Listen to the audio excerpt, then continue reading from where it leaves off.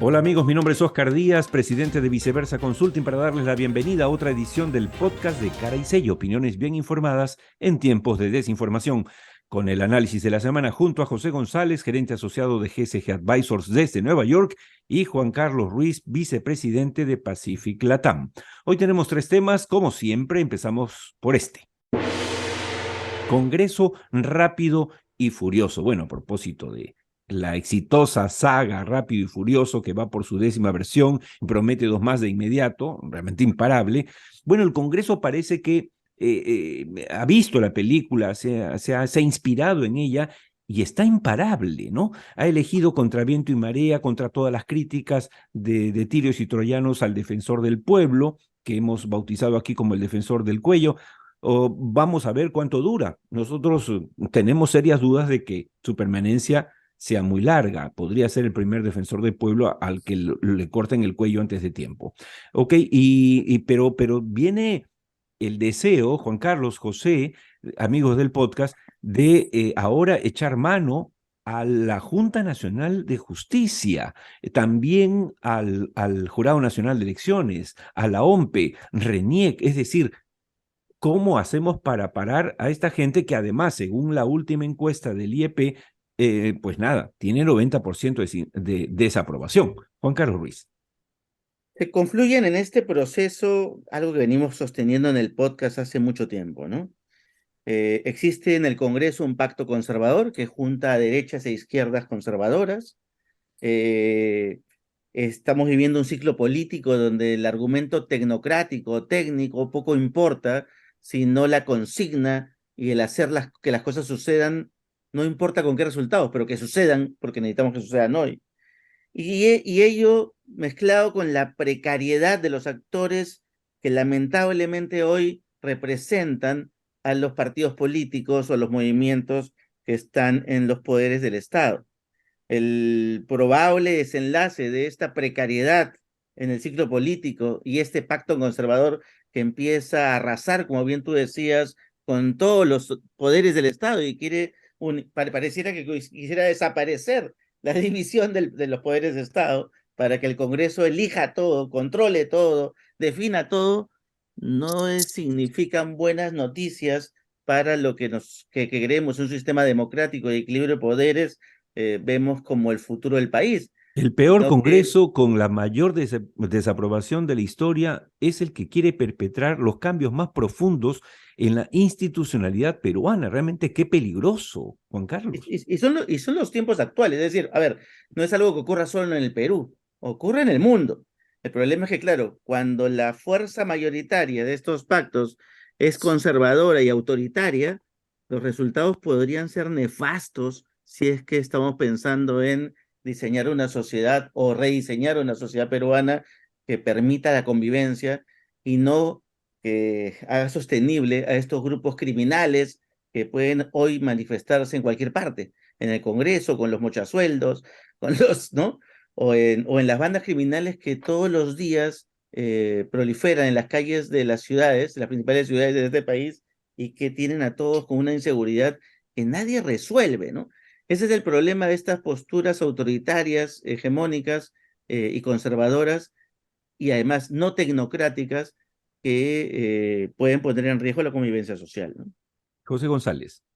Y no es solo un problema de resolver, sino de solucionar, porque cuando uno resuelve, lo que hace es correr la arruga, ¿no? Resuelve y no soluciones, porque si no se van las causas estructurales de los problemas, los descontentos, lo que hablábamos en el podcast anterior o al anterior a ese, que la mezcla de los descontentos con el incremento de la solvencia y la falta de políticas públicas genera estos fenómenos políticos que, como bien ha hecho Juan Carlos, son globales. Es decir, el problema con la política es que en las últimas décadas, los extremos de lo que empieza Reagan y Thatcher se convierte en un juego suma cero, a diferencia de la primera parte de la segunda mitad del siglo XX, donde la Segunda Guerra Mundial, el Holocausto y la Guerra Fría generaron un movimiento socialdemócrata solidario en donde la política era un ganar-ganar, ganaban todos, por eso había colisiones y había acuerdos. Sin embargo, hoy día es un juego suma cero, todo para mí, nada para ti. lo estamos viendo en los Estados Unidos, empieza la campaña electoral y lo que decía el presidente Biden, que DeSantis contra Trump se van a sacar los ojos, y después quien llegue triunfo en la primaria se enfrentará a Biden, y si el presidente sigue con sus políticas, independientemente de su baja popularidad, tiene muchas posibilidades de ganar. Y lo mismo acabamos de ver con las elecciones españolas de ayer, ¿sí? Estos juegos de coaliciones y de destrucción mutua no son conducentes a políticas públicas constructivas. Vamos con el segundo tema.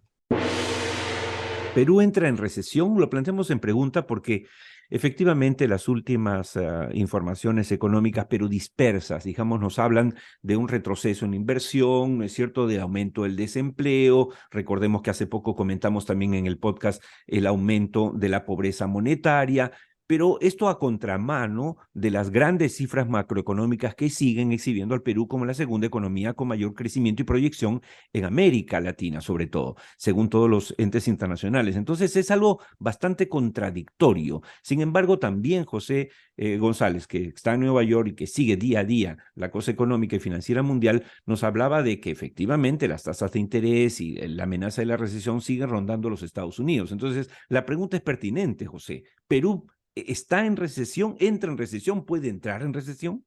Mira, como te comentaba ayer en Tierra Adentro, estuve el lunes en el evento de ADEX, donde estuvo el ministro de Economía, el presidente del Banco Central, el presidente ADEX, el embajador peruano en Washington, JP Morgan, PricewaterhouseCoopers, y nadie ha hablado de que el Perú entra en recesión. Los indicadores macroeconómicos, comparados año a año en tendencia, sigue siendo lo mismo. Sin duda hay una batería de indicadores que reflejan lo que está sucediendo en todo el mundo, el aumento en las tasas de interés, la timidez de los consumidores, la desaceleración de la economía china, la desaceleración de la economía norteamericana, esta crisis financiera administrada, pero crisis a pesar de todo en la banca regional norteamericana, tienen efectos. Ayer discutían sobre el turismo en el Perú.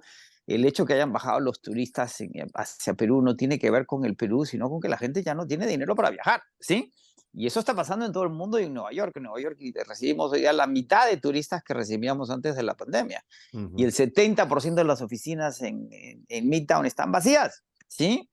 Yo creo que Están eso cerrando sí. y quebrando algunas líneas aéreas. Por ejemplo, acá en el Perú hay varias y siguen, parece que se viene en una lista más larga. Y los analistas te dicen que ese real estate vacío que tiene costos constantes va a generar un problema para los propietarios, que a su vez son fondos grandes, que deben deudas a los bancos. Es decir, exacto, estamos viviendo una crisis en cámara lenta y uno escucha las historias de que individualmente y los negocios medianos, pequeños, están sufriendo los embates de lo que se llama la pospandemia. Entonces, esos indicadores, si los vemos aislados, sí, claro, en el Perú las cosas no están bien, pero si vimos los indicadores macro, las cosas siguen estando muy bien. De nuevo, hay que tener mucho cuidado con los indicadores. Durante el gobierno de Fujimori decíamos que el Perú le va bien, pero no necesariamente a los peruanos. Y la historia que contábamos la vez pasada, perdón Juan Carlos, termino con esto, que si estamos los tres en un restaurante y entra Bill Gates, somos todos en promedio 1.000 millonarios. Se va Bill Gates y volvemos a ser misios. ¿Sí? Digo, hay que tener cuidado con los indicadores macro. Juan Carlos. Yo la semana pasada, a contracorriente, digamos, de estas cifras, digamos, o esta información de si hubiera o no recesión, la semana pasada estuve en la semana de las pymes, ahí en el centro de convenciones. El gobierno y la CONFIEP, en alianza estratégica, a través del Ministerio de Producción, reunieron después de años, de décadas. Esto no se veía desde la época de Prompex y Prompime, hablo del año 95, 98. Reunieron a pequeñas y microempresas de las regiones, las concentraron, especialmente aquellas que tuviesen productos innovadores, más o menos 60 a 100 micro pequeñas empresas para poder mostrar estos productos de las regiones al mundo. Y obviamente a Lima, ¿no? Lo que se hacía en el 95-98 era llevar misiones de estos empresarios a circuitos comerciales para que justamente haya conexión y haya venta y haya potencial de exportación. Este tipo de prácticas, ¿no es cierto?, son necesarias y fundamentales para que justamente, como sabemos todos, la economía no solamente es una ciencia de macros, ¿no?, de macrocifras, es sobre todo, cuando lo ves en lógica microeconómica, una ciencia psicológica. Si yo confío y empiezo a confiar en el sistema, y empiezo a generar y por lo tanto consumir, la dinámica, la ida y vuelta empieza a funcionar. Entonces, es fundamental que eventos de este tipo se den.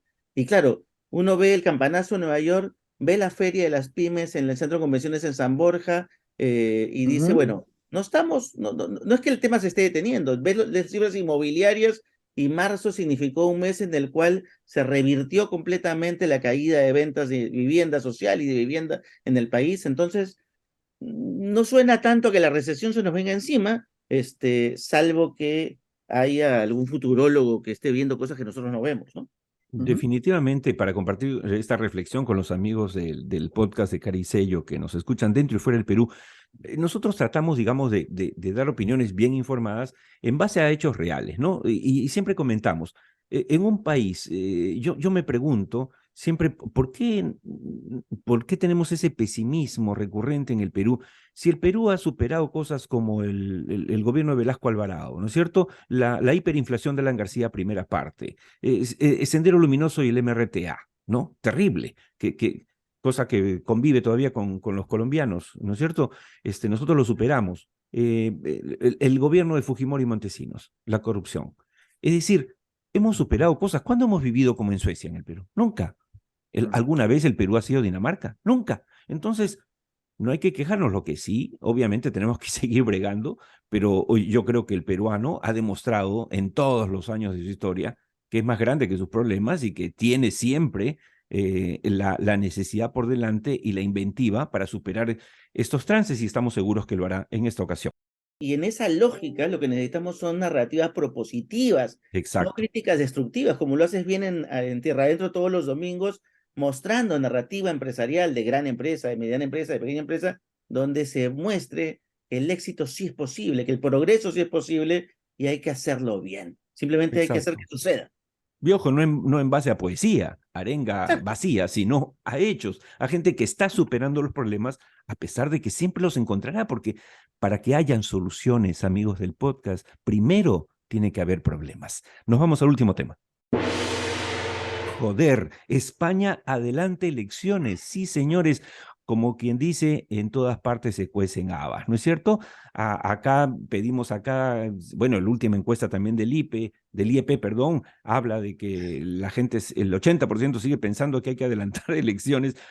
Claro, es que hay un descreimiento total de la clase política. Recordemos que el presidente de Chile también tiene una gran desaprobación, Petro en Colombia, es decir, en el mundo, realmente los políticos son, digamos, elegidos porque no hay otra cosa, pero no hay, hay un desgaste grandísimo respecto al modelo democrático en el mundo y eso se da. Se acaba de dar en España y ahí les pido su comentario en principio a José González, porque, claro, acaban de ganar para satisfacción de la ultraderecha peruana, ¿no? Ahí están las felicitaciones en el Twitter, viva Vox, que han puesto Vox en vez de Vox, ha puesto López Aliaga, Vox, es Vox, señor López Aliaga es Vox, no saben ni cómo se deletrea el partido de sus sueños. El PP y digamos la derecha, la ultraderecha española están arrasando ahora y eso ha obligado casi al presidente Pedro Sánchez de España a tomar una decisión que no la conocía ni su gente, sino sus más allegados, y es el adelanto de elecciones de diciembre a julio. José González y luego Juan Carlos Ruiz. José.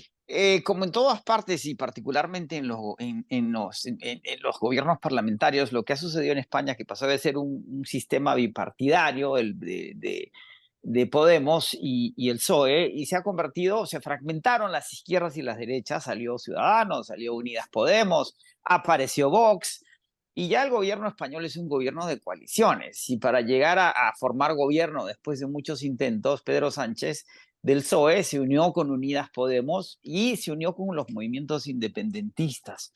Y eso le causó mucho escozor al sector conservador. El tema independentista, particularmente el catalán en España, despierta muchas ronchas. Y en las elecciones locales le pasaron factura a Sánchez, que ha tenido un gobierno bastante eficiente, efectivo, pero es muy impopular. Me da la impresión de que tiene el mismo problema que Joe Biden en los Estados Unidos. Uh -huh. Ahora, ¿qué sucede? Ciudadanos se esfumó, desapareció. Unidas Podemos se esfumó, desapareció a nivel local, todavía no a nivel parlamentario. Y lo que hace el PP, ya de la mano de la presidenta de la Comunidad de Madrid, Ayuso, capitaliza a la derecha y con Vox logra esa mayoría. Vox es minoría, el PP es mayoría, y lo que hace Sánchez, adelanta las elecciones porque calcula que el desgaste puede ser que la coalición de izquierda pierda en las elecciones parlamentarias, y las adelanta a julio cuando todavía tiene momentum, y él dice las cuestiones locales son distintas a las cuestiones nacionales. Así es, hay muchas cosas que exhibir, dice Sánchez. Correcto, como Biden, esa va a ser la elección norteamericana del próximo año. Entre el es una buena jugada, ¿no, José? Es una buena jugada. Correcto. De Sánchez. Está en términos de ajedrez, porque esto no es nada más, y la política española es muy compleja por las comunidades, los municipios. El poder en España es muy difuso, como en los Estados Unidos. ¿Sí? Claro, es que el resultado de las autonómicas recientes y municipales, obviamente, ha prendido las alarmas. Y refleja muchos, yo tengo pasaporte español por mis abuelos, y yo recibo el voto, y los partidos comunitarios son, en España hay como 3, 4 partidos comunistas, uno el Partido Comunista Agrario, son intereses muy locales, y ya en España ser de derecha o izquierda sí hace ruido político, pero tampoco es esta cosa espantosa que tenemos en Estados Unidos o en Perú. Y Sánchez tiene una oportunidad, si hace una buena campaña, de mantener la coalición del PSOE. Unidas Podemos no existe. O sea, la clave ahí tiene que deshacerse los independentistas, ver cómo se ubica el voto regional y mantener mayoría en las Cortes. Juan Carlos, en todas partes se cuecen habas. Sí, lo cierto es que, como bien dice José, acá hay un fenómeno global que empieza a ocurrir, y es esta tensión entre estos extremos radicales, sean de derecha o de izquierda, no importa que sea, hacia dónde apunte, que logran encontrarse en esas coaliciones en donde el objetivo es la toma del poder. Y esto es algo normal y natural después de procesos pandémicos, en donde, claro, después de estar restringidos y encerrados, la salida y la descompresión necesita que los actores políticos empiecen a hacer que las cosas sucedan, ¿no? Y eso es lo que la gente requiere. Pero claro, esto es a nivel discursivo. Otra cosa es cuando tomas el poder y literalmente generas un vacío porque no sabes resolver o solucionar los problemas que la gente necesita. Esa dinámica de autoridades que finalmente se terminan achicharrando en el camino es lo que debemos evitar, buscando reinstitucionalizar estas sociedades o nuestras sociedades con nuevas normas, nuevas reglas de juego. Si es necesario hacer nuevas constituciones con nuevas constituciones, pero necesitamos refundar la sociedad y las repúblicas para que podamos reordenar esas energías que hoy se encuentran desbocadas y que por muy intensas pueden terminar achicharrándonos a todos y no permitiendo que sigamos conviviendo y seamos felices, que es el objetivo final de estar acá en esta tierra, ¿no? Hay dos palabras, dos conceptos que deberían reinstalarse en la política mundial y por supuesto en la peruana: liderazgo y visión, que hoy brillan por su ausencia. Con esto, José González, Juan Carlos Ruiz y Óscar Díaz les decimos gracias y los invitamos a acompañarnos en la próxima edición del podcast de Cara y Sello en YouTube, Salvo Mejor Opinión.